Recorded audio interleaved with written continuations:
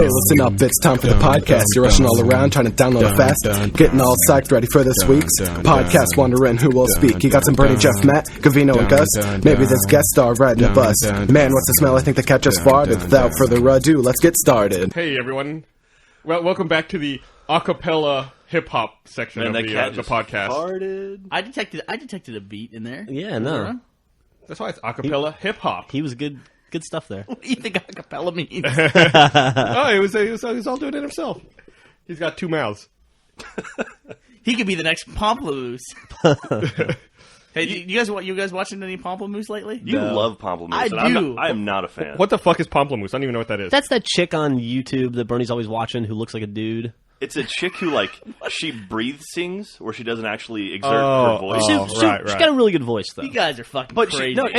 she's not singing. She's talking. No, she's singing. She's talented. The guy who's with her, that guy is crazy talented, though. I'll give you that. What makes you say that? I mean, why is he more talented? He can play than some she fucking is? instruments. Now, have you seen his other stuff he's done by himself? Nope. He did this one thing. I think it was like Radiohead mixed with Beethoven. It was really, really cool. Was it called Gadiohead? Nobody cares. Is he a chick? Is he a kind of cute chick? No. Then who cares? You know, I haven't checked this morning, but we may have passed Hot for Words on YouTube. We did. Oh, man. We did? I already checked. I don't want to do that. I already checked. There's so no way. This year at Comic-Con, we'll be the bigger YouTube star. When we run into her. Dude, that Comic-Con, seeing her at Comic-Con was amazing. Did we ever talk about that in the podcast? Yeah, I think we did. Probably did, yeah. No reason to rehash it. But. Yeah, we added an account. Did we take over the Rooster Teeth account? We must have, right? Yeah, it wasn't ours, and it was sitting idle, and we requested it, and we were given it. That's nice. See, that's respect. I think when we got it, it had 0 videos uploaded, and for some reason still had 10 followers. Oh, so it's like Rooster Teeth if you were the president, essentially. But we took it over, and then we started putting up videos on YouTube. And so once we started having an official Rooster Teeth channel, we've kind of over the course of the last year have grown in subscribers, and we've been passing people. Like we just passed Chris Crocker, the leave Britney alone guy. And we passed him at a breakneck speed. I can't believe he has the one video that YouTube was made for, which is just him saying "bitch please" for about 40 seconds straight, just over and over again. I haven't seen that, but it sounds awesome. And then sadly, this week we passed Marina Orlova. God. Hot for words. What is wrong with the internet? Yeah, it makes no sense that a chick that's that awesome and smart, obviously, because she knows words, should be behind us. She can speak very well. Yeah, she's very talented. She's well spoken for a lady. Why isn't she the most popular thing on YouTube? Period. Why isn't she the most popular thing in the world? I mean, it's like a bite-sized show with a hot chick. You just think that would just tear it up, and you're learning. And you get smartified. No, we've She's brunette now. Have you seen that? I saw that. Yeah. I don't know when she made that change. I looked at the page recently and saw a brunette version. I thought someone else had taken over. No. Until I loaded up the video and realized it was still her. If anyone listening to the podcast knows her, please tell her I said hi. If anyone listening to the podcast knows her, congratulations. Yeah. Wait, also, why are you listening to our podcast? Have you seen the new thing too? There's some lady I see her in the related videos for Hot for Words, where it's just a hot lady working out every day, and she posts herself working out. I think I've seen her in those related videos. Well, now that's just silly. Millions of views. That's it. Related videos. Yeah, millions and millions of views. Brilliant. Hey, I feel like real fast I should say a thank you to the dude that sent me the Dan T's Inferno white hot cayenne pepper hot sauce. I don't know who sent it, and I haven't had it yet, but it looks delicious. It was Zorda. Zorda. XORDA on the website. Oh, okay, cool. Well, you never talked about your hot sauce encounter at PAX East? Oh, did yeah. you? I don't know how it happened. I guess we were talking about the man one day, and now hot sauce has become my thing, and it never really was. But some dude came by the booth and challenged me to try a million Scoville hot sauce. And Scoville, of course, is like the rating system for spicy things. Yeah. That'll burn a hole through your tongue, right? I think a jalapeno is 7,000 Scoville, if I recall. Yeah, and then a habanero is like 40,000. Yeah. Anyway. Now, is this like the Richter scale where it goes up in magnitude to 10? I don't know. And then, of course, this hot sauce, like you said, is 1 million. But I did try it, and it was hot. But I survived. So now, fuck it. I conquered 1 million Scoville. I'll be the hot sauce guy. I don't care. You said that... That's going to be my thing now. You said the man was worse, though, right?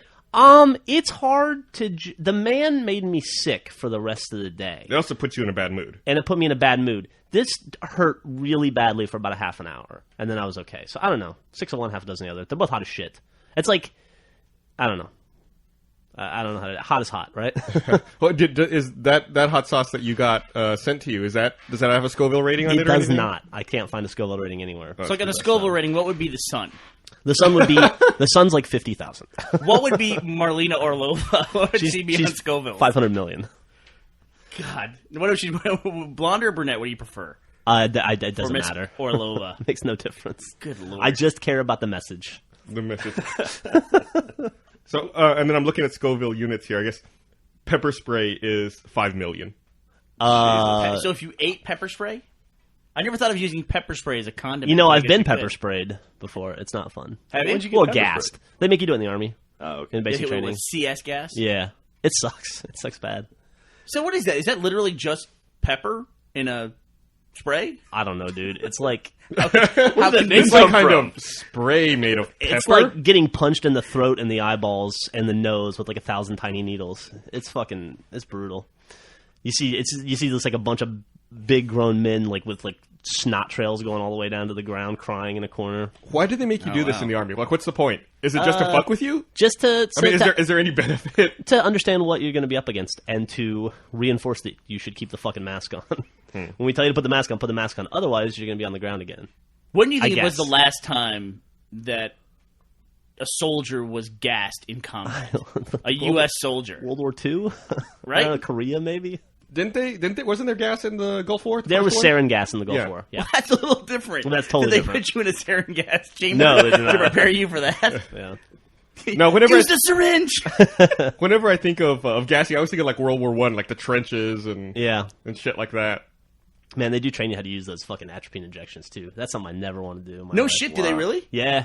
You don't, I mean, clearly you don't You have don't to jam have to it. do it, but yeah, there's a whole process on how to do it, and you jam it into your thigh, and it's you have to Oh, take you a don't little put it in test your on heart? No. Yeah, is that a movie thing, or is that... I think it might be a movie thing. Goddamn. It's a Michael Bay thing. Yeah, they can. What do you have to hit? Like your femoral artery with it, or can it go anywhere in your? They in your didn't teach thigh? us to aim for arteries. They just taught it in the thigh was what you needed to do. There was like a little diagram they showed. You know, Matt did not know the difference between arteries and veins out there the other day. Matt Holland? Yeah, I thought when you got your blood drawn, you got a blood drawn from an artery. He didn't know the difference. What's Why the fuck were y'all talking about this anyway? Why were we were having some weird conversation about that old myth that your blood is blue until it hits the air and then it's red. Yeah, that's not true. Yeah, and then, have you heard that before? Yeah, I've heard that. Yeah. People say that when it's, or also in your system, it's when it's less oxygenated, like on the return from the lungs, that it's a different color than when it's going to the lungs. You know, I was watching, when I was a little kid, I was watching Bloodsport with my cousin, and at one point, one of the dudes gets hit in the head, and, like, the blood is it's a shitty movie, so the blood is, like, black, and I was like, why would that guy's blood be black? Is he, like, an alien? And my cousin explained to me that brain blood is black, and that's how you know if you're going to die, because if the blood that comes out of your head is black, then it's brain blood, and there's no coming back from that. And I believed that until I was probably 14, maybe older. We had that conversation last week with my brother telling me stuff, and then, you know, you just believe it. I also had some things, like, you must have had in your life something that you believed much longer than you should have. Whether it's just, like, a way to spell a word or, like, some kind of grammar thing. Like, I thought that there was two versions of the word separate, and that one was used as a verb and one was used as an adjective. Like, I have two separate pieces of paper, and I'm going to separate these pieces of paper. I thought there was two different spellings of the word. I think I got the affect and effect Applied to that word? Yeah. That's interesting. There's also, God, what was that thing that somebody told me? Oh, I had a teacher who told me, point blank, a science teacher that told me that gas is a supercooled liquid. And that's why older windows, over time, they flow and they get all warbly looking. And they get thicker at the bottom because gas is actually a liquid, but looks like it's as close to solid form as you can get. I mean glass, not gas. What did I say? You said gas. Oh, I'm sorry. Glass. Okay. Glass. Glass flows over time. It's not quite a solid. This is not true, by the way. This is something that a lot of people believe. And I was told this by a teacher, and I had believed that in my entire life. When did you find out it wasn't true? Oh, I think I found it on like at Snopes or Wikipedia just the other day, like randomly Because found out. when we were in Amsterdam, there was a bunch of like glass like that, and you explained that to me, and I've believed that ever since you told me. I'm sorry. I discovered this last week, man. I was like, man, why does the glass all suck in Amsterdam? And you're like, well, it's like 300 years old. The glass is a super cold liquid. And I was like, oh, okay, science. Wait, so what is that phenomenon then when glass changes? I don't think it does change. It doesn't. It's just It's shitty glass. Yeah, they're older buildings, so they were made. Apparently, the way I read this, the way they used to make glass panes is they would glow. You have a brother-in-law who's a glass blower. Yeah. And they would blow a globe, and then they would shape that, flatten that out, and turn that into a pane of glass. And because of that process was imperfect, they would end up with these warbly-looking shebangs. Shebangs. I had a teacher in 9th grade who tried to teach us about the concept of ennui, except she only pronounced it N-U-I. And my friend Frank, who was one of the Yakuza in the immersion script, was like, "Don't you mean ennui, ma'am?" And she's like, "No, it's N-U-I." And Frank was like, "No, I'm pretty sure it's ennui." She's like, "No, you're wrong. It's N-U-I." End of story. Really? Yeah. So she taught the whole class about N-U-I. Did she ever get disproven? No. How is that going to come up? If only they had the internet back then. You could go to dictionary.com. Have you ever used that word in context once in your life? Ennui? No. Yeah. Never. Only in that class. And I always had to say it as N-U-I. Isn't that in the New Year's song? Is it? Old Lang Auld Lang Syne? Yeah, hold on, maybe I'm mixing up something else here. Maybe I'm using it as a verb, so I put an E in it. That was the god in Avatar, right? Ennui? What? No. Wow, dude, that was great. Thanks. Hey, take it easy. We'd We'd like to welcome Monty back to the podcast. No, we got Jack this week. Because of an episode of The Simpsons, Gus, Thanks for making sure they knew that, Gus. that I'm sure you remember, I get that song and Keep Your Eye on the Grand Old Flag confused because of one song, one episode of The Simpsons, Homer sings, and my old acquaintance be forgot, keep your eye on the Grand Old Flag. And it's stuck like that in my head now. Did you see what the Simpsons guys did for the South Park guys? Yeah. So today is the 200th... I already saw you. You don't have to tell me. I'm telling everybody. I haven't seen this. Shut the fuck God up. damn it. So tonight is the 200th episode of South Park, and the guys at Simpsons sent him a congratulations card that said, "Hey, congratulations on 200 episodes. We already did it twice." It seems Nice. kind of bitter. Yeah, it's pretty cool. What did they send the Family Guy guys? I don't know, bomb maybe.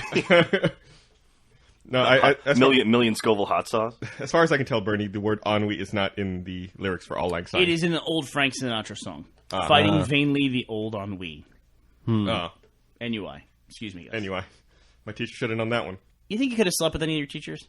17-year-old Jeff couldn't have slept with anyone on the planet, let alone a teacher. There were some teachers that I think students could have slept with. Yeah. This one teacher who absolutely hated me because one time I did a lot of stuff to her, but she threw me out of class and wouldn't let me back in the 12th grade because I stole her purse. And I found her Slim Fast and I hid it from her, and then she had to ask the class who took her Slim Fast, and she was all embarrassed because she was trying to lose weight, and it was a whole thing. But I think there's a lot of guys that could have slept with her probably. Really? Why? Yeah. She just was kind of young and dumb, seemed kind of slutty. That's I don't think I had a single teacher I would have wanted to sleep with when I was a kid. Not the Trapper Keeper lady?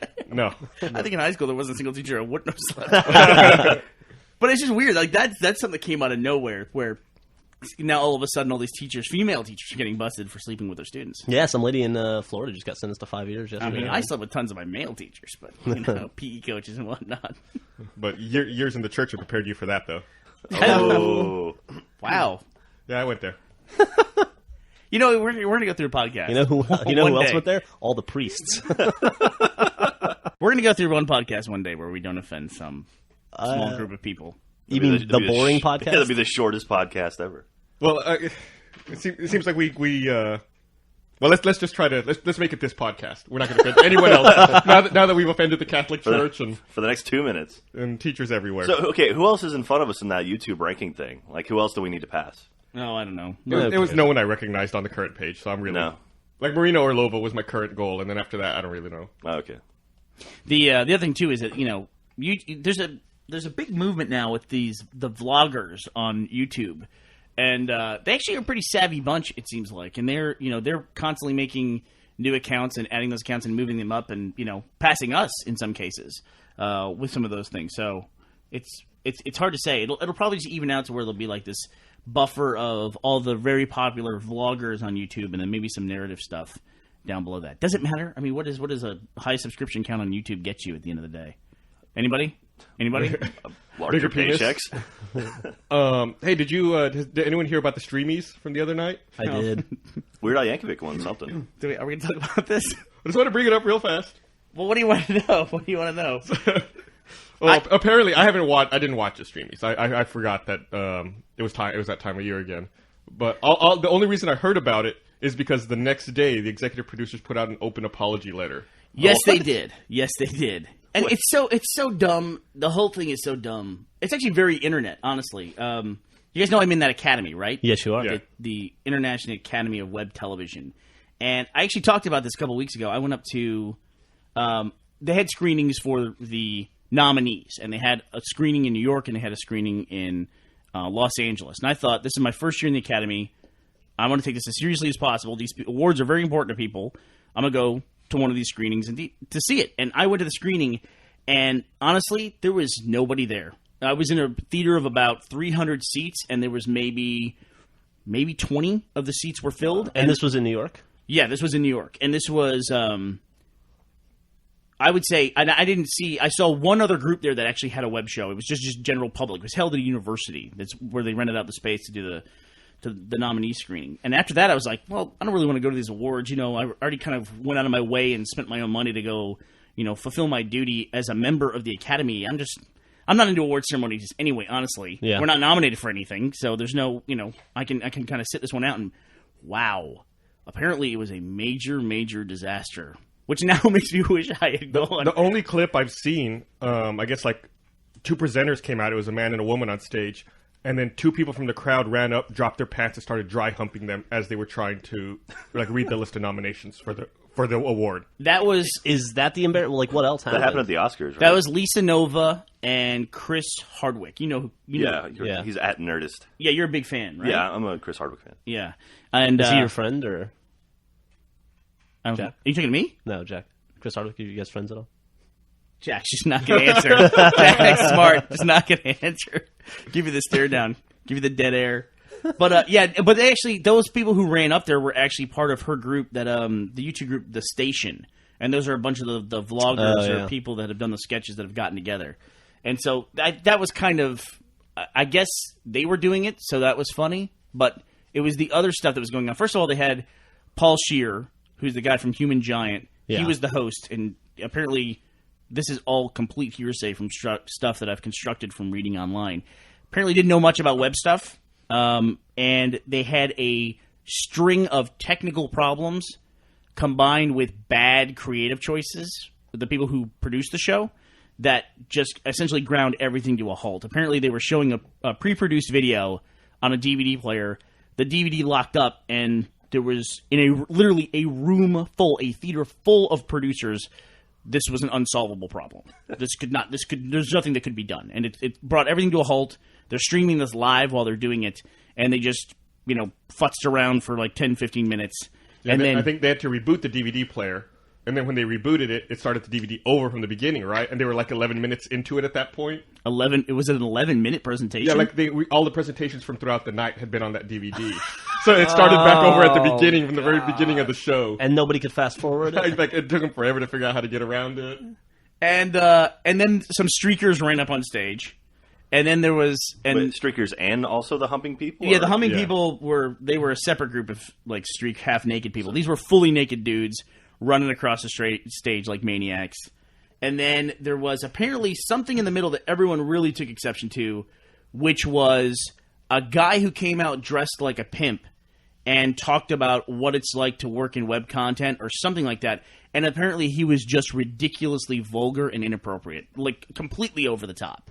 And then somehow sprinkled in with all this, I'm not getting a straight kind of read on this, but either the nominees and award winners were self-deprecating to the point where they were just ridiculing web content as a medium and saying nobody watches it and nobody cares. That was the theme of the night, is that what we're all doing kind of sucks. And doesn't matter ultimately. And it doesn't matter, and we're bad at it, and we can't put on an award show. And so it's been this massive cavalcade of just blog posts and people being upset. I read the iJustine write-up, and she said that she was embarrassed about it because of how vulgar it was. That she felt bad for anyone watching the stream. And it would be difficult to be taken seriously because of how profane the award ceremony was. Sounds like the video game awards. Yeah, that's a really great point. That's a really great point. It does sound like the Video Game Awards. They're trying to be serious, and then people do all this. Like, the thing that pissed me off about the VGAs a couple years ago was when they had the winners painted on naked women. It's like, really? Like, that's the face you want to represent to the rest of the country as video gamers? Yeah, I mean, we're trying. Video games are trying to present themselves as being, not juvenile. Yeah. In a more grown-up medium and being taken seriously as art. And then that was the year the Gamecock guys bumped got in front of Ken Levine. Cunts. Good lord. Just absolutely. By the way, before we get too far away from it, Justine, she's completely hot. Yeah, she's super talented. And I think she's like a Felicia Day type, where that's a genuine blog post from her, I think, where she's just a really super sweet person. Yeah, really talented. Like bordering on, maybe even a little saccharine kind of. Like she's really super sweet. Speaking of Felicia Day, did you see the Guild got picked up for a 4th season? Where? She tweeted it. She tweeted it. I guess it's getting picked up for a 4th season on Xbox Live. Oh, cool. Yeah, so great news for them. Congratulations. Yeah. That's really cool. Yeah, That'll awesome. really help promote that game. That's not on Xbox. But the funny thing about the awards was that what I'm reading overwhelmingly from that is, honestly, there's two models to online content. And there's a really cool thing going on. When I talked about the YouTubers being savvy, they're in the middle of this discussion, and it's pretty clear, Jeff, that they understand what they're doing. Like, they understand that they have a big audience, that they have a lot of people watching what they're doing. They call themselves one-man studios, which I thought was pretty interesting. You talking about like the Shane Dawsons and all those guys? Yeah, especially like Phil DeFranco was in the mix there. I don't think Shane Dawson's going to be making a lot of blog posts. He might be talking about it with his hair in his eyes and stuff. But Phil DeFranco is in the mix of that. That straight edge Phil guy. Is it straight edge Phil? Well, SXE is typically straight edge. It might be like internet speak for sexy. I don't know. Who cares? So they're in the mix there, and the other school of thought besides these YouTubers, and they were kind of upset because they were all thrown into one category. Even though I don't know, actually know if you can never verify who makes these posts, but it was authored supposedly by Phil DeFranco, and he said that here we have a ton of views, more views in these quote unquote studio back projects, and we're all in one category, and it felt like we were just an afterthought in this award ceremony when we're a major part of this online content movement. And then the other side of that fence are those other people who make the narrative content and who now seem more like they do seem more studio backed. They seem more, for lack of a better term, kind of junior Hollywood. Sure. And those people are so fucking embarrassed for no reason whatsoever. They are on blog posts talking about how this award ceremony was supposed to legitimize online content. Oh, come on. It's supposed to make it to where it's respectable and all that. And it's so fucking clear from all those posts that this whole thing is just like, do they really believe in the web content movement, or is it just this avenue to get to Hollywood? And now they've been blockaded by being associated with something that's disrespectful. That's retarded. Yeah, well, I think a lot of people look at it that way. They think they don't realize that the internet's a destination. They think of it as just like a place they're passing through, trying to get onto Hollywood. To other avenues. Yeah, which I guess, if you're upfront about it, I guess that makes sense. But if there's a bad award ceremony, just the award ceremony is just another production, and a production being bad has no implication on your show at all. Yeah, that's very true. Not in any way. Like, let's go back to the Video Game Awards thing. The fact that Spike TV puts on the worst fucking awards ceremony in the world doesn't say a damn thing about the video game industry. Right. Because the video game industry doesn't need an awards ceremony. Doesn't care. Yeah. Not hurting sales. Why do we have to have an awards ceremony? We don't. For everything. It makes no sense. Yeah. So like, what won BioShock won that year, and the Gamecock guys came up and interrupted. The Gamecock guys are fucking idiots. BioShock is still a good game. Anymore. They're The gone? Gamecock guys are gone. They got bought by South Park Media, I think. South Peak Media. Well, Yeah. that's probably just a desperate move to try to get some attention, right? Yeah. Well, I think they were hurting for money too.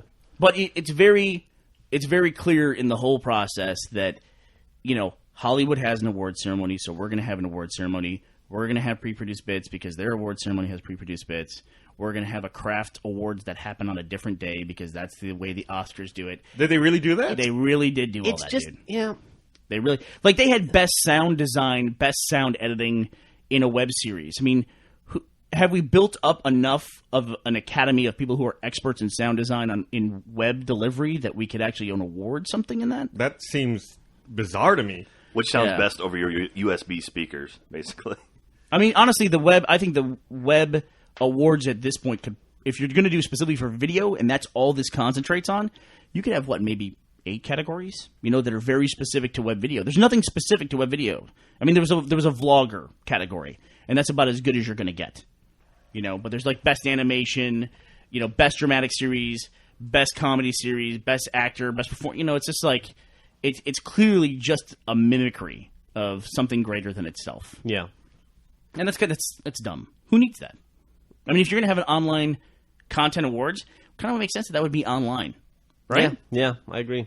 I mean, you get to do something cool and different. Nope, they're all getting together in a theater in Los Angeles, dressing up, red carpet. And here's something really embarrassing. I read about some guy who was nominated. He wasn't allowed to go down the red carpet because go down the red carpet because the other celebrity web series, the celebrities were allowed to go down the red carpet, but there wasn't enough time or ability to accommodate the nominees themselves. Literally one of those. Who's the dude who's in the guild? Is it Sandreep? Is that how you say his name? I'm not sure. I read something by him this morning. He said that one of the people walking down the red carpet instead of one of the nominees was Patrick Duffy. Wow. Like they were bumping people out of the way for Patrick Duffy to come down and make the award ceremony seem more legitimate. When I think legitimate, I think Patrick Duffy. I know I do. Does Patrick Duffy have a web series? Oh, I'm looking here at the winners, and I see best ensemble cast in a web series. It's a series I haven't seen called Easy to Assemble. Yes. Actually, it's good. It is. It's a lot of names I've heard. Ileana Douglas, Justine Bateman, Sherry O'Terry, Tom Arnold, Ed Begley Jr., Tim Meadows, Ricky Lake. Weird. It's Ileana Douglas's project, and it's about there's another weird thing too. There was a whole category. I said there's no category specific to web, but this is one of the ones they had that was specific to the web, which was bizarre, which was best product integration into a web series. That was a big deal. Huh. Who won that? In fact, one of the biggest deals about this award ceremony tanking is the fact that one of the sponsors was rumored to have asked for their money back. Like, that's a big deal. That it hurts our collective ability to get sponsors, Jeff. Are you worried? I'm so worried. Should we close up shop? Yeah, well, maybe we should. We're not legitimate, Jeff. What I heard, and of course I don't know as much about this, but you said there's best product integration in a web series, and that's for Easy to Assemble, IKEA. Apparently. Yeah, that's what I thought of it. Won that award. And what I heard from someone else who's also in the Academy, not you, what I heard from someone else in the Academy was that IKEA was the biggest sponsor of the event. So there was a little bit of controversy that IKEA is the biggest sponsor, and then they turn around and get an award because of it. Interesting. So, seems a little weird. Marina Orlova not nominated. What? Travesty. What? David Wayne won something, right? Here's Patrick Duffy. Wainy Days, I think. Yeah. Here's Patrick Duffy at the Streamy Awards. Sponsored by IKEA. And Kodak. Yeah. Fucking Patrick Duffy. Yeah, I don't know. It's fledgling. You have to go in that expecting it to be a little fledgling, I think. And I think I said in one post that the ceremony itself seems like the internet to me, because you have a bunch of bad jokes, a bunch of horrible noise, you have dudes rushing the stage naked, you have a host of technical problems, and then in the middle of that, you have a couple people who are doing really cool stuff, and you're excited to see that. Yeah. Like, that sounds just like the fucking internet. The awards were true to life. Yeah. Yeah. It's mayhem and chaos punctuated by people doing cool stuff that you want to see. They just needed some people up on stage off on the side yelling, racial epithets and obscenities to really round out the true internet experience. And they had celebrities. They could have... was Michael Richards there, by any chance? No, he wasn't. He wasn't. Could he have assisted? Zach Galifianakis also didn't bother to show up. Zach Galifianakis... Wow. Zach Galifianakis won for that Between Two Ferns show? Yeah. That was best show of the year. Best comedy show of the year. Really? I like Zach Galifianakis. That show sucks. I think it's supposed to suck. I think that's the point of it. I guess. But, Then that's funny once. I don't know if it has to be. And as a further continuation of this thing being a great representation of the internet, is that come Monday morning, everybody at that award ceremony was essentially Taylor Swift, right? And they were all just so upset. They were all just ruined, and they were all, except she didn't even take to the streets and cry about it. She let other people do it for her. Yeah. But it has become now real life internet drama where these people are just livid. People should be fired from the Academy. These producers should be let go. I think we need to bring our old Real Life versus the Internet video back out. out of the vault. Post it up again. Maybe we should. That was one of the first Red versus Blue videos I ever saw, I think. What, real life versus the internet? Yeah. That was like one of the first ones I saw, and I was like, this is really, really funny. And then I started getting into the series. Did you watch the streamies? No. You? Anybody? No. The only reason I remembered is like the day after it happened, I saw a bunch of tweets from Kent Nichols talking about it. Yeah. I mean, it was... I totally missed it. That's the other thing, too, is that nobody would know. If there wasn't all the people who were supposedly offended by all this, and I mean really not offended, really embarrassed by it, that it didn't legitimize them, if they weren't talking about it, nobody would know. Maybe it's intentional. Makes you wonder. Yeah, maybe maybe there's a lot of noise and a lot of people upset to get people interested in it. It makes it more interesting. Yep. Doesn't it? Yeah. It does. You need conflict. That's why we yell in the podcast, because conflict is what people love. If we all just got along, yes, it would be so boring. People love conflict. As long as they're not part of the conflict, as long as they can watch it. Bite me.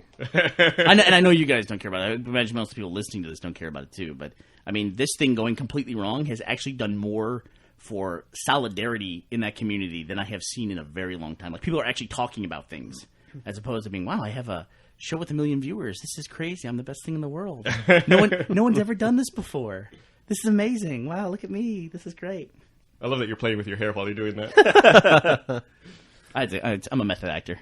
On a happier note, we're having a Halo 2 play date tonight. Hey, that's right. Y'all excited? Y'all going to dust off your copies of Halo 2? Yeah, I already found a copy. I'll be playing tonight. What was it, 9 to 11 Central? I think we're doing 9 to 11. Well, we should probably just do 9 till midnight, because they shut it down at midnight, right? I think they shut it down at midnight Pacific. So 2 a.m. Central? Right. Nobody, Yeah, but you can keep playing if you want. We're not going to stop you. I'm probably going to get in late, so.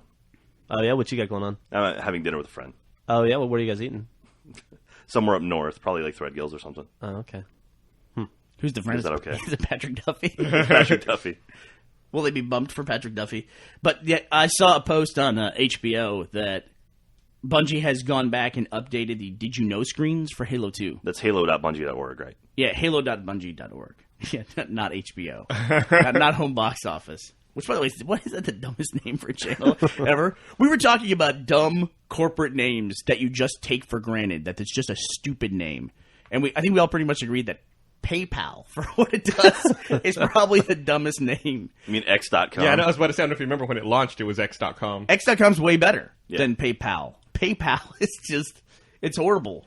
Because Joel was pointing out that Friendster makes no sense. Why would they name a big corporate company and an entity Friendster? And I said, well, it actually fit at the time it came out because it was Napster. So this was Friendster. So it made sense. He didn't get it. Go figure. But I'm shocked and flabbergasted that he did not understand something. Facebook. It's like Amazon. Why is the bookstore called Amazon? Well, because we have to destroy the trees in the Amazon to make books? Duh. Well, it should be the forest, one page at a time. Well, what I heard was that they weren't sure what they were going to do when they started. That they weren't sure like what they were going to sell specifically, so they tried to pick as generic of a name as possible. So that way, no matter what they decided to sell, it would work. Well, it fucking worked. So good for them. You know, you can see on Usenet, you can see Jeff Bezos' original posts where he's asking for people to come help him build a site. Really? Yeah, that's part of the archive of Usenet. Wow. It's fucking crazy. Maybe what, like 92, 91 maybe? Yeah, that's pretty nuts. Is there any sort of like large place that holds a bunch of internet history? Nope. Yeah. Like important events like that? Oh, well, there's the Wayback Machine. Google actually acquired a lot of the old original Usenet archives that existed that had been missing for a long time, and they put them online. Yep. Like I remember they found it was a reel-to-reel tape that had a lot of that backup, and it was a big deal because the tape quality had degraded. They needed to do a lot of work to fix it, and then they needed to find a fucking machine to read the tape. It was a big deal when it happened. Sounds very a couple years ago. John Titor-esque. I know, like on Fark on Fark, I think every 9/11 they post the original thread of the 9/11 thread. They like repost it. Yeah, it's just crazy to read that kind of stuff. And like the old iPod threads on Slashdot talking about how crappy it's going to be, stuff like that. Like, there's no like one place you can go to see all this sort of internet history, right? Not really. I mean, go to the internet where it was to begin with. But you're right. Those sites die, and then what happens to them? Yeah, like GeoCities. Like GeoCities is gone. Like that's ludicrous. What a loss. How will we ever recover? Well, I know my first website was on GeoCities. Like the first one I ever made. What a loss. No, but I know what you mean. It's like, and there are no caretakers. There's just too much stuff to do that. I was on some I sent Jeff a video that we had watched back in what? 98. 98 or 99? Three Yeah. Brain. It's the Wii song. Oh God, Remember that? I fucking The hate squirrel. that. I hate that. Did you really? When you're a kid and you want to go Wii. When you're a kid and you want to go Wii. Griffin came to get me because I was painting in the bedroom and you had sent that on her account. And I walked over and I started watching and started laughing. And she just stood there and looked at me and was like, what the fuck are you laughing at? What is wrong with you? That's like all the rather good stuff, right? Oh, Yeah, man, the- rather good. I forgot about The that. Sponge Monkeys or whatever. And actually, this Wii, the Three Brain guys still have a website. It just doesn't have this on it.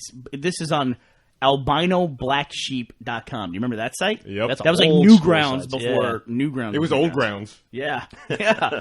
And one of the other links that came up was a site called Cool Site of the Day. I remember that. That I remember Cool Side of the Day. That thing goes back to 91. And they're still updating today and have the exact same HTML format that they had back then. Have we ever been on Cool Side of the Day? No, we were not God on damn there. it. Homestar was on there 3 fucking times. What the fuck? I don't know, man. I was looking even the first month when we started. Nope, we're not on there. Son of a bitch. Fucking Homestar. Actually, one of the blogs I read the Daily What, which is just like they just post crazy stuff on the internet every day, and I check it all the time. And I noticed the other day that our immersion video got posted on the Daily What. That was really, really cool. Be like, oh crap, this is a site I read, and we're actually on it. That's neat. Finally, legitimacy. See, this is what it means. Now, we need an award show. This is what we've been looking for all these years. And now, if only we could get a Golden Web Award, then everything will come Oh, full circle. wow. I had a Golden Web Award. What? I'll link dump it. It's okay. You don't have to play it. No. I gotta play it. Sing along if you know the words.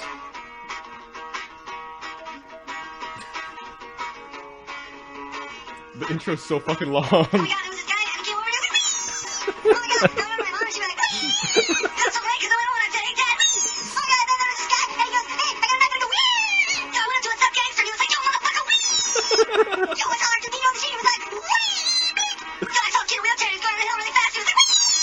Yo, what was the movie theater, and this guy, he was like, oh, yeah, and I was like, oh my god, wee! When you're a kid, and you want to go wee, but you ain't got drugs yet. You hold on for your life. Hold on to your little gonads and strife. Gonads and strife. Gonads and strife. Gonads and Strife. Love it. Love it. Terrible. And it's just, that stuff is just missing. It just goes missing, you know? It's like you and I used to love Internet the series. Yeah, yeah. I'm sure it's terrible now. Probably terrible, but I would never talk about that or bring that up ever again. well, I'm just wondering. I wonder if you could even find it. You know, the Homestar guys, one time in an interview just recently, they were talking about their 10-year anniversary and what the web was like when they started. And they mentioned the strawberry shortcake. Miss Muffy? Miss Muffy, the wrapping strawberry shortcake thing that is you the guys loved. Same people that did Yeah. Internet series. Yep. But they said there was some stuff out there like that. Yeah. It definitely wasn't, consistent content like they did, every week. Internet stuff goes fast, man. It goes by really fast. Like you're talking about South Park. Have you ever watched the old Matt Parker and Trey Stone? Yes. Is it Trey Parker and Matt Stone? I get Trey it wrong? Parker, Matt Stone. Thank you. Trey Trey Parker, Parker and Matt Matt Stone. The History of America? No, the Shockwave stuff they did. Remember Shockwave? Oh, yeah. The Princess. Princess. Yeah. Shockwave. I don't know if I'll be link dumping that. Yeah, that's a bit rough. You can look it up yourself if you want I'll to. put some giant NSFW blink tags around Yeah, it. you should definitely look it up though. That's one of the best stories in the history of the There internet. was a too. documentary really about is. that whole It bit. really is. Like Flash came to him, Yeah, it was Flash.com. Came to him with like $1 million. yeah, and said, "Make us a Flash series." And they said, "Okay, but we want complete and total control." And they said, "Yeah, sure, whatever." Yeah, this is make like a Flash series." season 2 of South Park had come out. And so they made a Flash series, and it was called Princess. Yeah. And they were just wondering, how can we, we push the boundaries of television on South Park. How can we push the boundaries of the internet? And they did a good job. Oh my God. They made 2 episodes and that was it. And they turned it in and then the Flash was like, we'll get back to you. Technically, I think it was Macromedia. Macromedia. Yeah. Macromedia, that's right. I don't think Flash was ever a company. There was a documentary about that whole event on Views or something like that once. Really? Yeah. There was an old thing that I used to watch called Fat Kid Network, and I don't know whatever happened to it. I don't know if I've ever heard of that. Yeah, I shut it down. Fat Kid as one word, Fat Kid Network, and it was Flash, and it was awesome Flash for the day. Remember everything was Flash. Like Gabocore. Yeah, Gabocore. Gabocore was Holy awesome. shit. Gabocore is like some web design firm that never actually had a website. They They had a put coming up soon site. Flash intros for their coming soon But site. we were all in love with their Flash coming soon site. We would all Anytime it go would to it every update. week to see if it would update because it was so crazy. Have you ever seen it? Like, have you gone back to look at it since then? It's changed a few times. Well, they archived. Somebody archived the old version that everybody went to and looked at. Oh, I bet it's terrible. So horrible. And we'd all look at it and go, one day the web will look like this. Everything will be like Gabocore. What was your first ISP ever? AOL. AOL? Yeah. I think I was Prodigy. Oh, yeah? God, it was horrible. You have Monty's on here tells we're old. Yeah, no kidding. Where's the money when you need him? So He's probably asleep. you were talking about immersion, and I just want to let everybody know that we've had very positive response to immersion. So we've already started production on a few new episodes of immersion, which should be coming Yay. soon. So excited. I love too. It's like this is like the world's most perfect show because I just give Brandon ideas like, all right, here's the thing I want to try. Let's do this and let's try this, and then Brandon's got to figure out a way to make it happen. Brandon and Griffin. Yeah, dude, I asked my wife what she was doing this morning. I won't give any spoilers away, but she was going to the hardware store to build something terrifying. I look, she's got plans up on the computer this morning, and I'm like, what the fuck is that? And she's like, don't worry about it. It's like we'll get packages from these obscure companies, and Jeff's like, "What's in that?" It's like, "Don't worry about it. You'll see." Yesterday, in passing, I was like walking out of the office, and you had been talking to Brandon about something, and you looked at me and you go, man, you're going to hurt so bad in the next video. It's going to be really rough. You should be ready. I did clear one thing with you, though. I was like, I have to ask you before we spend money on this, would you be willing to do this? And to your credit, you said yes, you would. Yeah. I said yes to... Gus is a baby, though. I said yes to all three of those things. Gus literally was like, I don't know, I wear glasses. I mean, I would do it if I could see. I think it's a little unfair for me to be blind on top of everything else.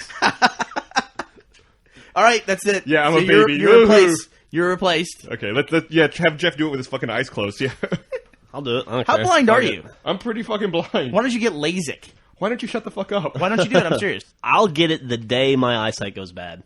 I'll be there waiting for the doctor to open up.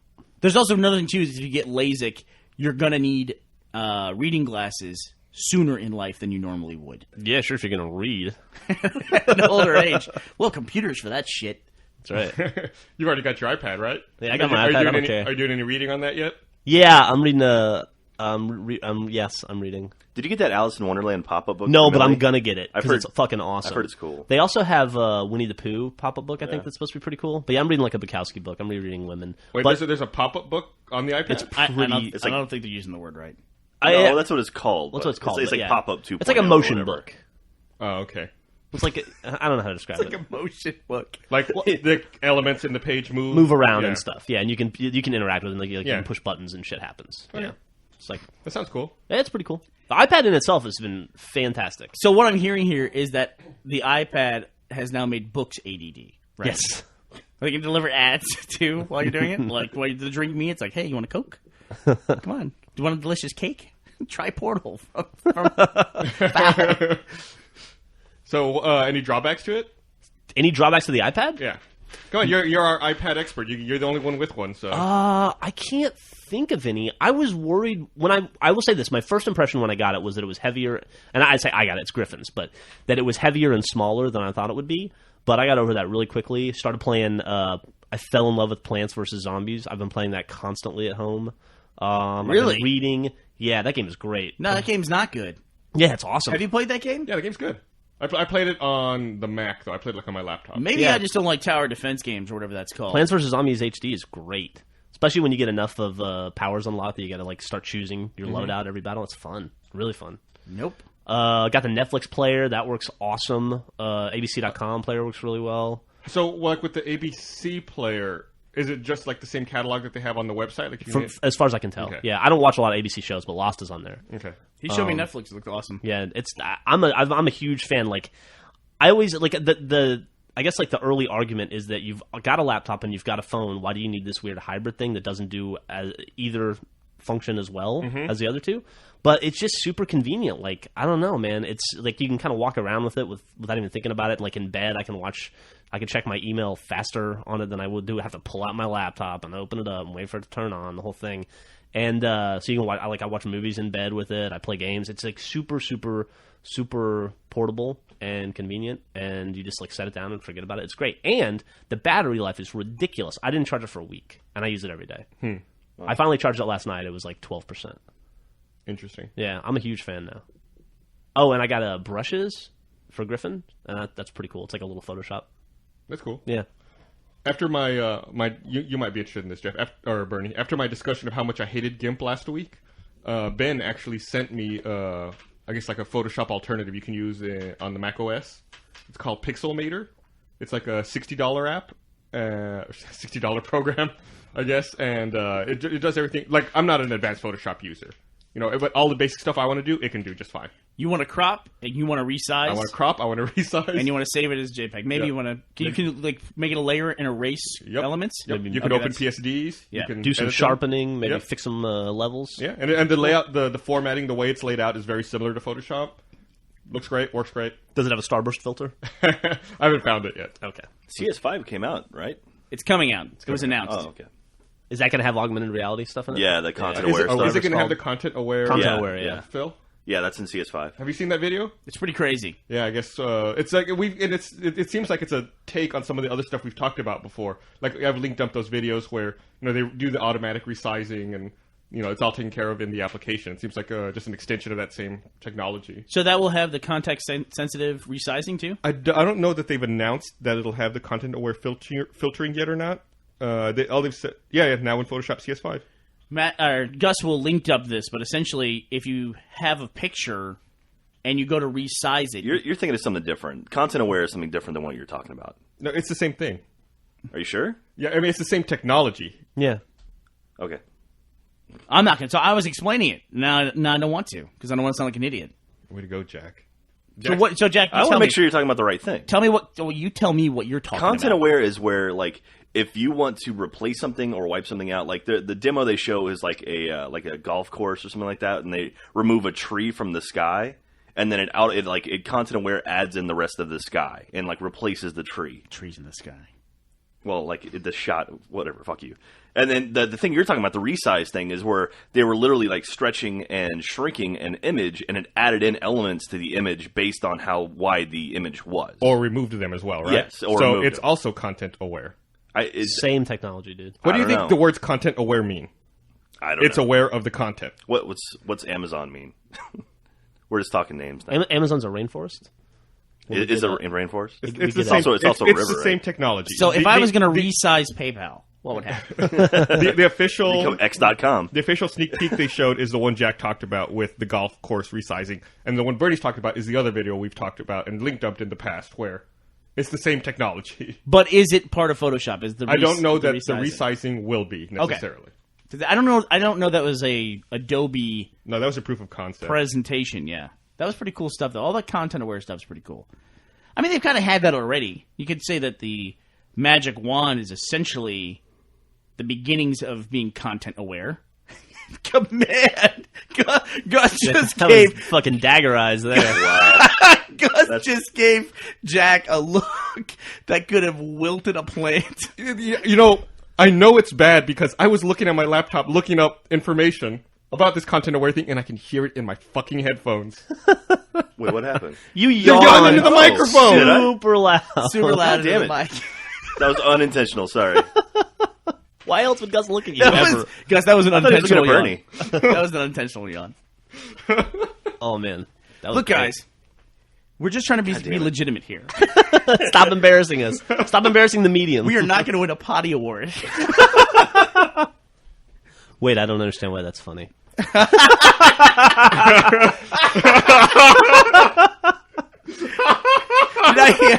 Now I feel like I got to explain why we find it that funny. Man, there was a big thread in the Drunk Tank forum talking about. It was a group of people who did not understand why .orgosaurus was funny, and they were trying to figure it out together. Oh man! Together we can do this. You hit Wikipedia. I've never heard of this .orgosaurus before. I'll get on the Wayback Machine. I'll hit up all the museums. We'll figure this out. When does CS5 come out? Next, I thought it Is came anyone out. know? within 30 days, I think. It was like the content aware video we're talking about on YouTube said that it's going to come out April 12th. But I'm looking here on the Adobe website, and it's all pre-order still. I could have sworn someone said Happy CS5 Day, like on a Twitter post. Well, I'm looking at the Adobe store, and it's all pre-order. Yeah. Unless it comes out later today. So does that mean they're upgrading No, Premiere this as is a while well? ago. Who cares? Upgrade. It looks like it's Photoshop, Creative Suite 5 Design. No. Creative Suite 5 Master Collection. Let's take a look. Adobe Premiere now with running. Now, crashes half as much. Yeah. Now with 4% less memory leak. Monty is the only guy left in the office who's on PC, and the poor fucking guy. Every time he wants to show you something at his desk, it's like, okay, I'm gonna click it, crash. It's like, Yeah, there is a new version of Premiere. there is. Yeah. And Monty's also the only guy left in the office who still, like, pounds his desk. I don't know, have you noticed it being out there? Like, Yeah. he'll be in the middle of something, and all of a sudden you hear, like, smashing on the desk. You're like, is everything okay there, Monty? He's like, fucking Maya, fucking Premiere. You'll hear like click, click, click, click, click, click, click, click, click, click, click, click, smash, smash, smash. I know that sound very well. You know, I think I just figured something out. My wife was mentioning to me yesterday, after spending some time with you, that you seem to be a lot happier in general in life and a lot more mellow than you used to be. And she was wondering why, and I was like, yeah, I don't know. Who knows? It's because you don't use a PC anymore and you don't have to deal with Premiere. I bet that's it. I don't think that's it. I think that's it. I don't think that's A it. large portion of the frustration of your life was progress bars and Premiere and crashing. I think when we were, I think What's up with the hole in your desk? This portion Where'd of the that come podcast from? brought to you by Final Cut Pro. that's a machinima hole. That was, I think, not getting something the way I needed it to get it. It might be a crash. Who knows, man? I don't know. I will do anything in my life at this point to reduce the amount of time I spend looking at progress bars. I have a really weird feeling that when you die, depending how bad you are, you have to, as like some kind of form of punishment, you have to watch your entire life beginning to end as an observer. And I can't imagine how much of that time I would spend watching me watch progress bars. Like, It'd be terrible. just staring at them. It'd be like every Thursday of your life. pretty much. It's like, please move. Please move. Please move. Now Mondays, right? Progress bar Monday. I see that CS5 ships mid-May. Okay. Okay. I saw I know Jim- everyone's waiting. I saw Jeff get super frustrated the other day with Just Cause 2. You threw a controller. I did throw a controller. I did? I Yeah. did. Over what? I don't do that very often. Just cause. Just cause I'm usually able to keep my temper under control. I at least I think. But Just Cause frustrated me so much that I did throw my controller across the room twice. But Twice? here's the thing. Yeah. Well, Just Cause 2 is a great game, right? Just like Just Cause, it's definitely an improvement on Just Cause. Very fun game. I think Just Cause is very underrated. Just Cause 2 is very fucking buggy though, and you have to do certain criteria. I've made like 4 videos for Achievement Hunter in it, and they're all like accumulation or collection videos where, like, say you have to kill 10 guys in a certain way, and the game just doesn't count for no reason. Some of those, like, if I had to kill 10 guys, by hitting them with a car, it would count 1 out of every 5 car kills for no reason. It could be identical to the others. And there's this one, and you even came and tried it. You came in. I was trying to fly my plane close to the water for 30 seconds. Like close enough to the water for 30 seconds to get this achievement. And I kept getting 15, 20 seconds, and then the plane would just crash into the water because you can't tell the distance. Or it just would stop counting for no reason. And then you came over, and you flew super, super close to the water, and it just never started tracking that for you. Right. For no reason. I lost $10. And you lost $10. And Because he was doing it and he was frustrated, and I was like, fuck, I guess, give me that. I bet you $10 I can do it first try. And I was skimming the water, and it wouldn't start the counter at all. And then finally, I thought, well, we have to go just a little bit lower, and it crashed. yeah, and I had been doing that for like an hour and a half, and it's just like, for whatever reason, it just wouldn't count that distance. And so I got mad and threw my controller. This is a bad It's not a hard achievement to get. This is a bad example. It's the game fighting against me. Because you're playing a fucking video game and you should get over it. But when you're doing something around here and you're having like problems technically around here, or you're under pressure to get something done, thank God we have such a supportive office environment. And people just don't see like, how angry can we make him? Yeah. This will be fun. This is my day. And then Matt will come in and go, that's weird. That's weird. It'll change all your settings so everything breaks and leave. I also think that maybe I'm as angry and stressed as I have been my entire life. It's just that now we have Joel. So, it's different. You know what I mean? It's like switching a thermometer to Celsius. It's a totally different scale at this point. So what do you think about Twitter now doing ads? You hear about that? They finally implemented a business model. Yeah, good. What do you think about that? Yes, good. I don't Good mind for it at them. all. I don't mind it at all. But basically, the ad is going to pop up like another Twitter post, like you would normally see on your feed. It's like, oh, except that one's an ad, and that's it. The irony is that if I'm sure people will bitch about it constantly and say Twitter's a sellout now, but if Twitter didn't find a way to monetize their content in some capacity, Twitter would just go away. You and can't then live everybody on, would be you can't live bitching. on venture capital forever. Yeah. So No. fucking good for them, man. I hope they make Yeah. $1 billion off of Hey, it. did I hear for correctly? everybody that uses their product for free? Did Twitter acquire the company that makes Tweety? Yes. Yes. Yes. That's pretty cool, right? Yeah. Smart. That's pretty cool. You know what I wish there was on Twitter? I wish there was a way that when you were following someone, this would be a really great Twitter client to get, where I could just say, all right, I know I follow this person and they show up as someone that I follow. I just don't want to see their posts anymore. You know? So it doesn't notify the person that I don't follow them anymore. They can't tell. You follow They don't them. get their feelings hurt. You follow them, but you mute them. Exactly. So, like, if they have a major event in their life, like, say, a new baby, and they're tweeting about diaper changing every 5 minutes, just like, hey, I'll come back to you in a month. You know? That's it. Just kind of tune you down a little bit.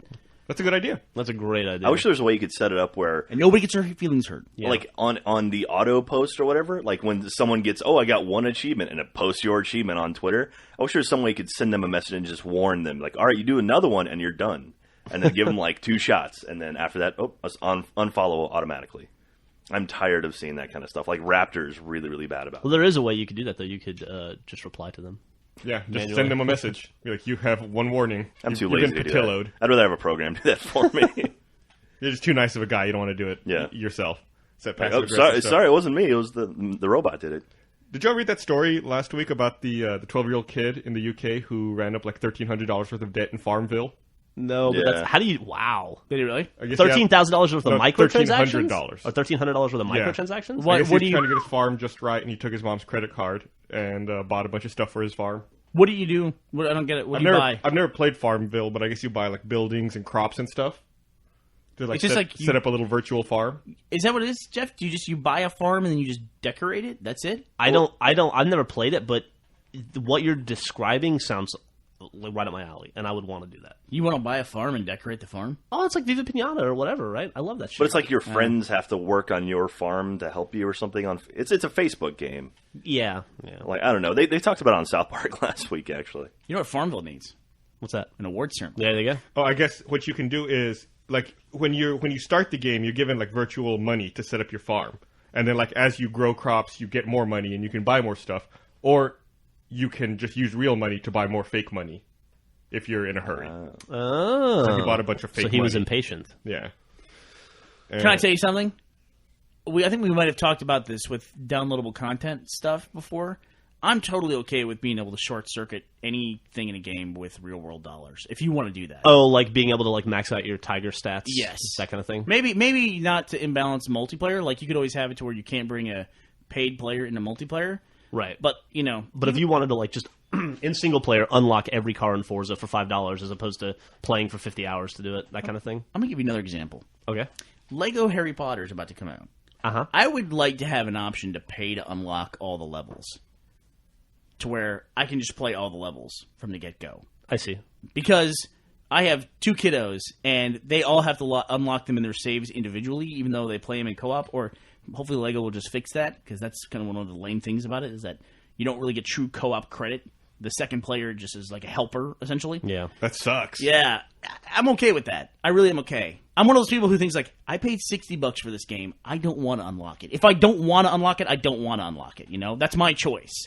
But I don't want to have a game where it's like, I paid $60 for 1/10 of this stuff that's on here. Right. And I'm going to have to spend 80 hours to play a certain level. You see, that's kind of how I feel about World of Warcraft. I know it's kind of in a roundabout way, but I feel like if I don't, like when I was playing a lot, I felt like if I didn't play a lot, I didn't get to see the whole game.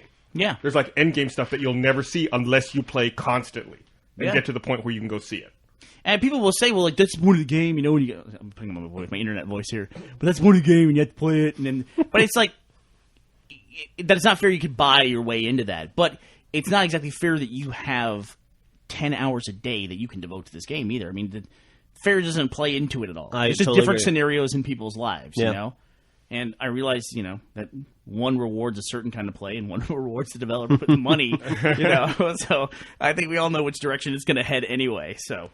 Hey, speaking of Lego Harry Potter and kids playing games, I would like to thank you for suggesting that we get the Maw, because my daughter has fallen in love with that video game, and it's the first game she's ever, wanted to play, and she plays by herself. I watched her last night get through the first 3 levels completely by herself. Cool. Which is really cool. She needs your help constantly. I was there the other night. That was Monday. She's way past that, though. Oh, okay. And she needed my help on level 3 because she has problems with these specific turrets. They require you to smash A a bunch.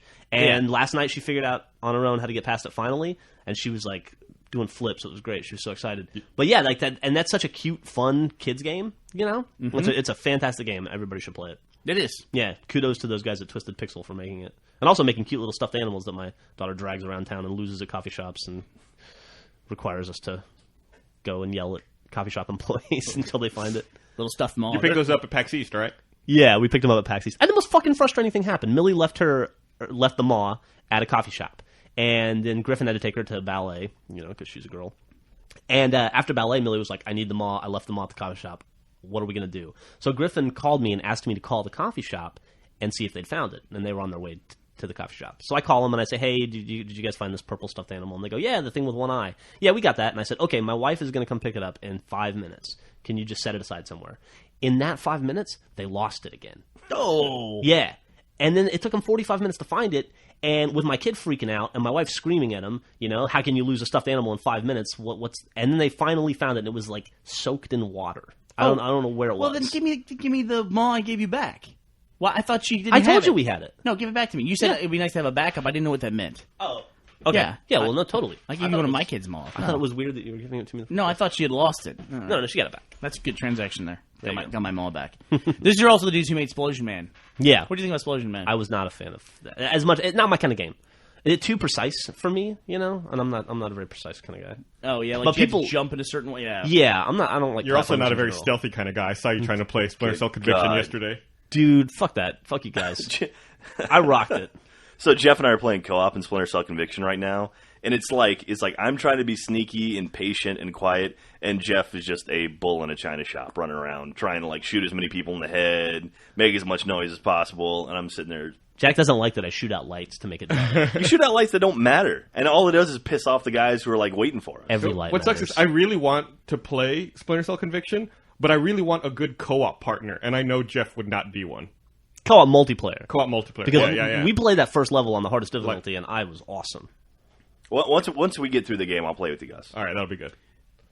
Comic Jumper is the next game that Twisted Pixel is making. Yeah.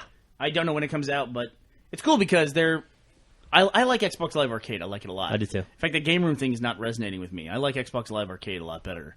And did you see they just had their Xbox Live Arcade Awards? Probably one of the coolest uses I've seen of the Xbox Live dashboard so far by Microsoft. No, I didn't see that. Yeah, they had awards where you could vote on the categories for Xbox Live, and basically the end story is that Trials HD and Shadow Complex destroyed everything else. And those are two makes sense. Really great tremendous games. Yeah. And Battlefield 1943 destroyed everything in multiplayer. You know what I'm really excited about? Shadow Complex was so successful that we're starting to see a ton of clones of it already, which is super cool. Sorry, what was I wouldn't say Shadow it's super, Complex? I wouldn't say it's super cool. Have you seen the Russian? You're talking about Russian Attack? Yeah, right? Russian Attack and the new Lara Croft game. I think both look like Shadow Complex clones. That Russian Attack one is a straight rip-off. It looks identical. It looks like Shadow Complex to me. That's I cool. don't know if you've seen the trailer for it yet or not. I haven't. It looks just... Imagine the Shadow Complex trailer. That's the Russian Attack trailer. With Russians. Shadow Complex is a great game. Great game. Shadow Complex was better than a lot of the retail games I played last year. Yeah. That was Not a lot of them, but it was good. That was the last arcade game I 200 of 200 did. I'm trying to think. Might be the last one that I did as well. It's definitely the last one I did. Actually, I did that DRM thing you told me about, Bernie. And I downloaded all the stuff to my Xbox at the house. Get out of here. That was just like it. Wow. I would think you're showing me Shadow Complex. That's what I told you. It's Yeah. like looking at Shadow Complex. Wow, that's crazy. Trapped in a military complex. Yeah, that is Russian Shadow. Attack's an interesting brand to use that for, but that looks wow. Yeah, that's pretty similar. So anyway, I downloaded all the stuff to my Xbox at the house, and I was going through seeing what some of the first stuff I downloaded was on my Xbox. Yeah. And Outpost Kalaki X was the first game I bought on Xbox Live Arcade, and I only had like 75 or 200 on there, and I started playing it again, and that's actually a fun game. Never played that I game. enjoy it. I liked it when it came. I downloaded it like when I first got my Xbox, and I remember liking it at the time. It's tower defense kind of thing. No, it's not. It's like Civilization, like build up a little thing. It's like Farmville tower defense. Oh, that sounds fun. It's not tower It's defense. not tower defense at all. It's a like lemonade stand type game. It's a lemonade stand. Lemonade Stand's a great game. Totally lemonade. That's what it's like. Yeah. Yeah, and that's what it is. And yeah, so I started playing it again. And actually, someone did guides online, like video guides online, of how to beat levels 3 through 12 and get golds on all of them, because you get an achievement for getting golds on every level. But I can't get past level 2 on my own and get a gold to make it to level 3 before I start doing his guides. So, But I mean, it's that kind of game where you have little parts of your station that you build up, like you get the machine gun turret versus the laser turret, and that kills some enemies better. I see. That attack you. You might not be at the. well, there's two different. There's like adventure and then there's war. And the war one is one where you have weapons. It's kind of funny though. Like when Xbox Live Arcade came out, I thought it was like it was a way to give you bite-sized, like kind of okay gaming experiences between retail games, right? Like, I'm sick of playing Grand Theft Auto. What am I going to play while I'm waiting for Splinter Cell to come out? I guess I'll play fucking Pac-Man C or whatever. But now, you could just have Xbox Live Arcade and just play arcade games and have an awesome gaming experience and still not be able to play them all. There's so many good games out. Been kind of a drought lately, but yes. Yeah. It seems like in the last 5 months. Final Fight came out today. Final Fight. Yeah, Final Fight. Fury? Final Fight Fury, yeah. Huge fan of that. And then Afterburner comes out next week. That'll be cool. That'd be Perfect cool. Dark School. It's definitely better than the initial days when it was... there was a couple original games, and then it was an endless stream of Williams ports. Yeah. I was actually just looking here. The first achievement I ever got on the Xbox 360 was in Joust. Oh, was it? Yeah, really? Yeah. Nice. Did you guys not get achievements at the 0 hour event? No, I didn't have my memory card with me. I have. Or my account. It's recorded that I played Quake 4. I could see it here at 0 hour, but I didn't actually get any achievements there.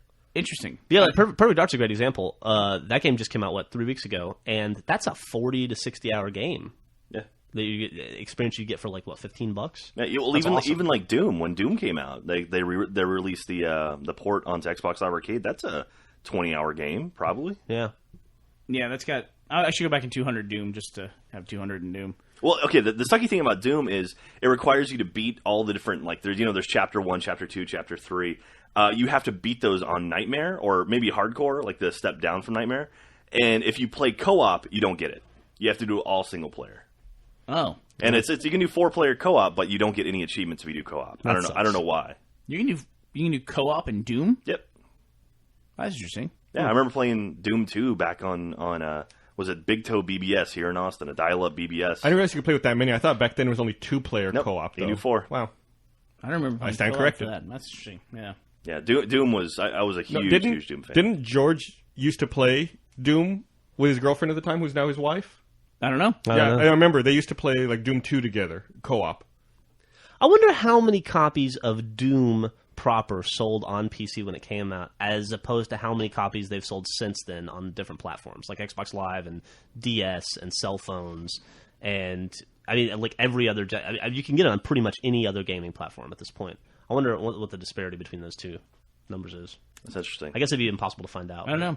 They had a cool model. Doom was one of those games that came out shareware, where you played the first 2 levels and then unlocked it. Yeah. And that was Apogee Software. I thought you played the whole first chapter, and then they unlocked the last 2 chapters. Well, yeah, okay. It's essentially what he just said.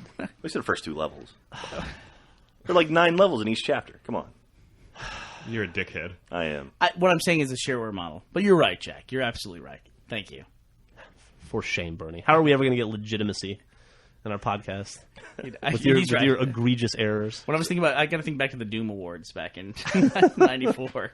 So we should talk. I'm assuming we're getting close to the end. We should talk about the Conan O'Brien going to TBS. Anyone care about that? Why the No. fuck would we talk about that? What the hell is wrong with you? That's huge. No. What is huge about No. Wait. He's got to explain that. Why is it huge? Jack, what is huge about Conan O'Brien going to TBS? That's a guy who was a network anchor, now jumping over to basic cable.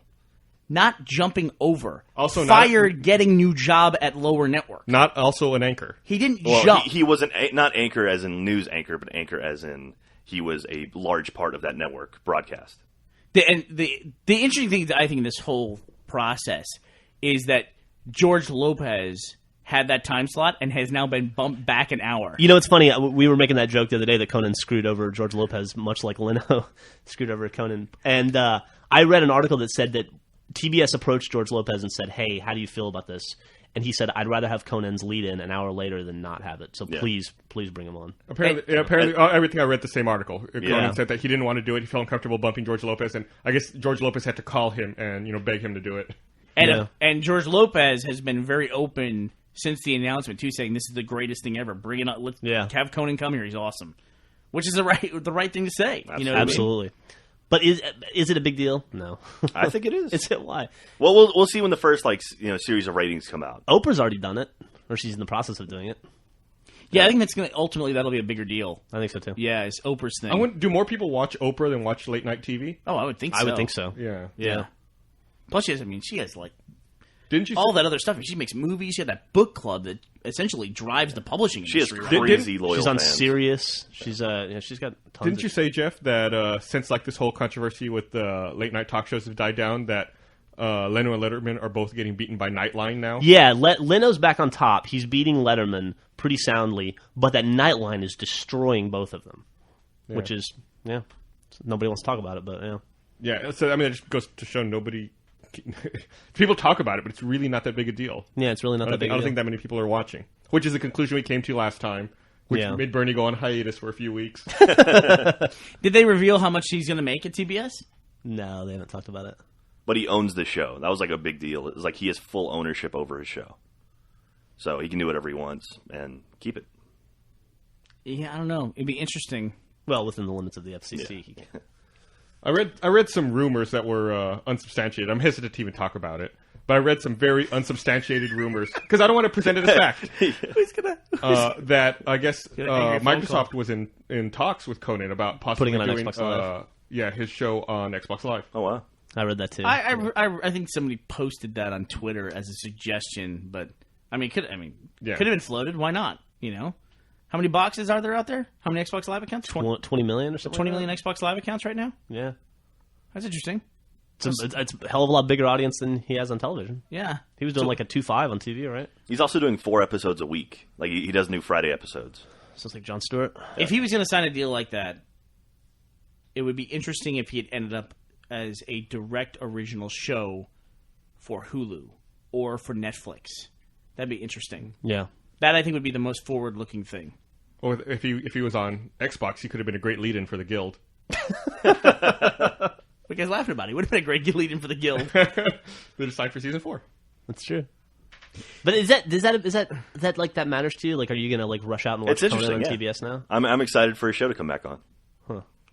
When you're excited about the destination, you don't seem. I'm interested. Step down. I'm interested by the destination. I'm curious how it's going to work, but we'll see. What's your favorite TBS show now?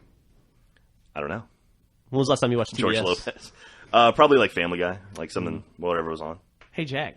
Hey, what? What channel is TBS? TBS is 65, I think. That sound right? I don't know. It's 430 or something. TBS. Doesn't TBS just exist to show Atlanta Braves baseball games? Basically. Yeah, basically. Well, it really honestly very funny. It really doesn't matter because if you look at a show like Mad Men, that's very well received. It's A&E, right? It's AMC, right? Yeah, it's AMC. AMC shows that, and then where's Weeds on Showtime? Even HBO Weeds is on Showtime. Came out of nowhere, and HBO is a legitimate network now. So maybe this is a move that TBS could get stuff done. It's possible. They could be the next Fox. 10 hours of Seinfeld reruns, and then an episode of Family Guy, and then here's a really interesting question. We talk about lead-ins. Wasn't one of the complaints that Conan had about bad ratings is that Jay Leno was such a shitty lead-in? What's the lead-in to Conan O'Brien on TBS? It's probably like Family Guy or Simpsons or Sex and the City or Andy Griffith reruns or Andy Griffith.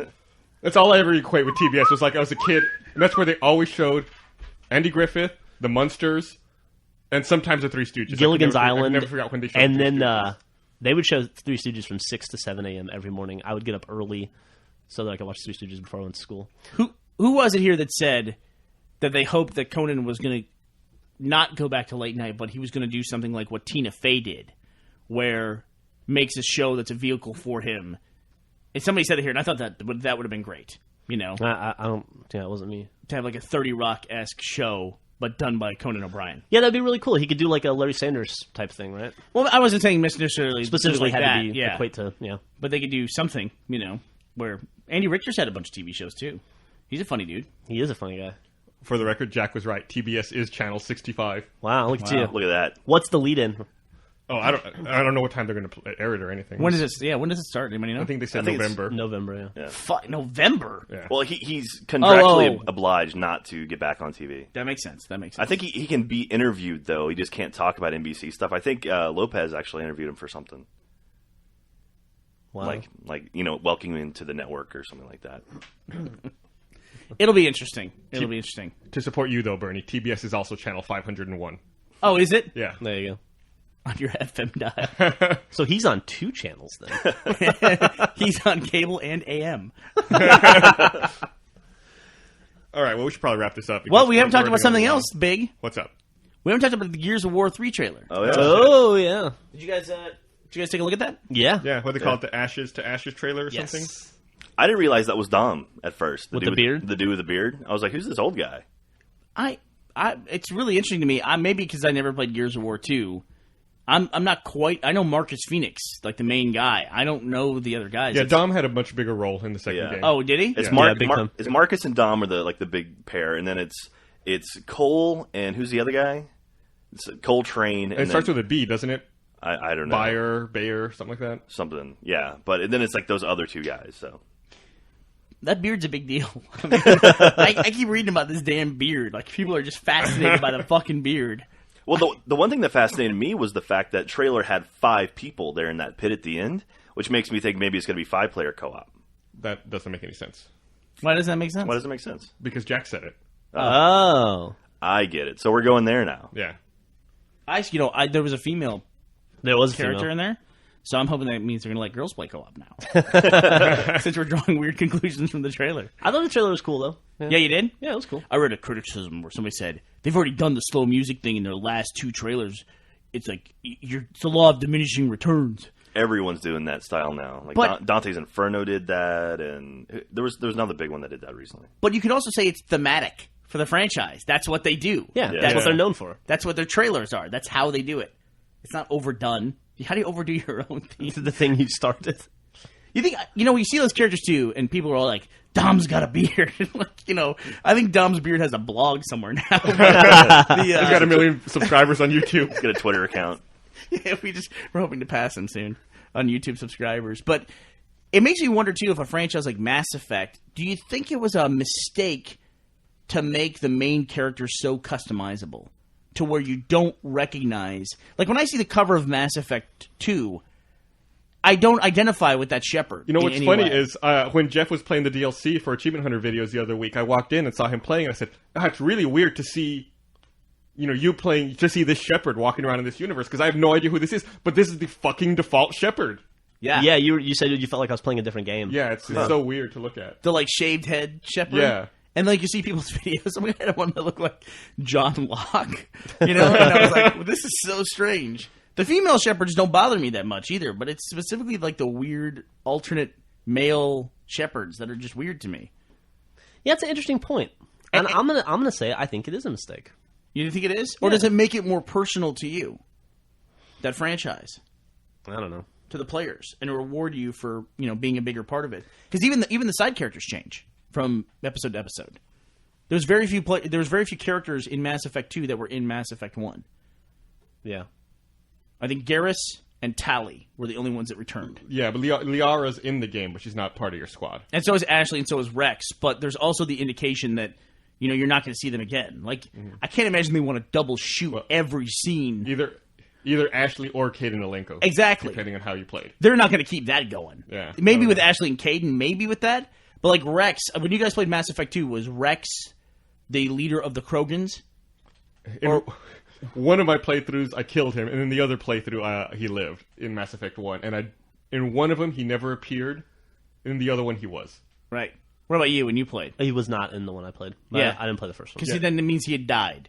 I guess so. So in mine, if they already have an alternate version where Rex is dead, in Mass Effect 3, they're not going to revisit the Rex character. They're like, fuck this, let him go. We don't want to reshoot 2 of those scenes. Yeah, Yeah, and one of them I got in a lot of trouble, like when I went to the Krogan planet for having killed Rex in Mass Effect 1. Oh, did you? Yeah. Yeah, and the other thing, too, is that if you watch the cutscenes, you can watch people recording their cutscenes on YouTube. Every one of those damn scenes, apparently that last battle at the end, that can go about 8,000 different ways. Yeah, Like, there's so many endings to the end of that game.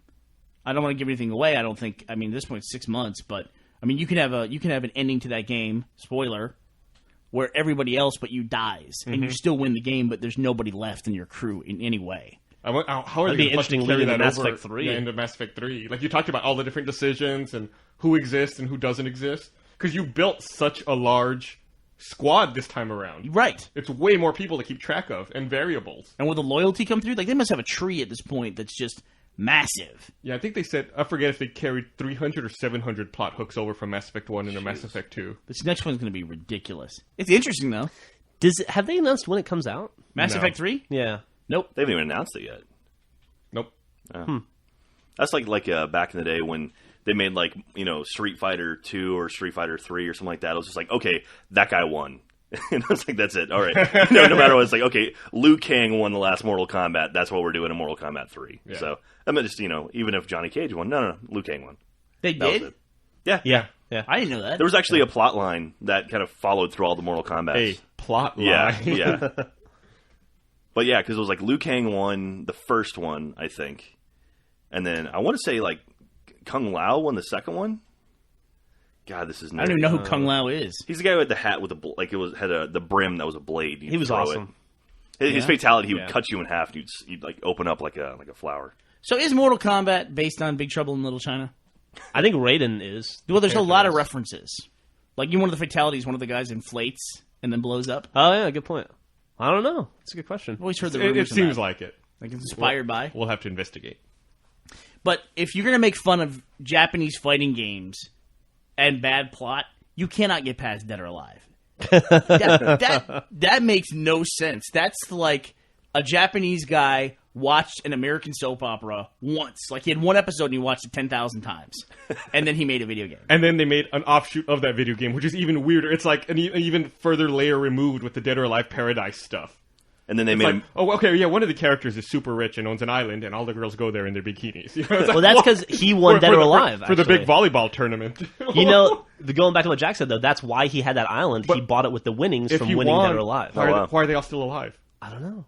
They're either dead or alive. He You're won. talking about- He's alive. You're talking about Zach, though, right? Yeah. Yeah. and then they made a movie with You Eric don't die Roberts. in a fighting tournament? Dead or alive. It makes Oh. me think that if you're not alive, you're dead. Oh, okay. That makes sense. Look at you.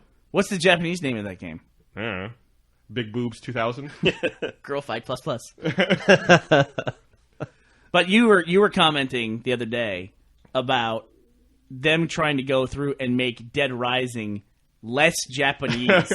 That they were Capcom was worried that the game was too Japanese, so they hired a Canadian developer To make it more Western.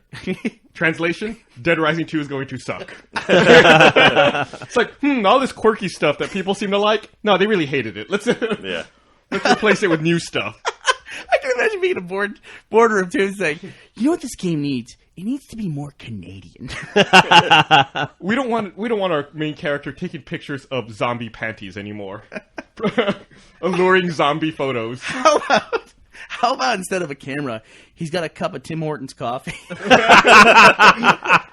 you imagine? All the cutscenes would be like, "Wow, you guys look really tired. Are you feeling sick?"